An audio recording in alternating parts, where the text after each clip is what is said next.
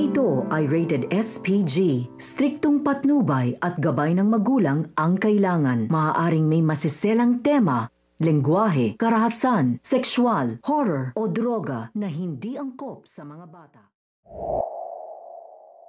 Nagpo-post na nga itong si Doc Benitez kay Lynette at ito ngang si Lynette ay hindi nga makasagot dahil nga na-overwhelm nga siya sa mga nangyayari.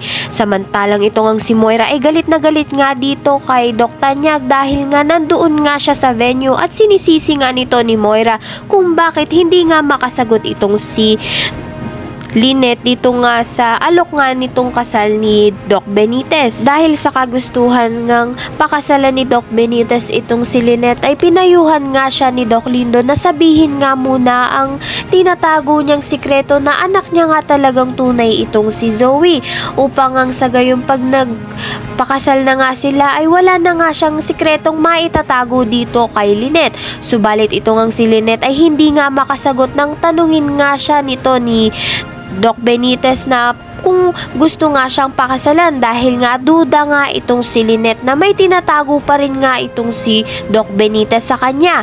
Ayan ang pakakaabangan natin dito nga lang sa Abot Kamay na Pangarap.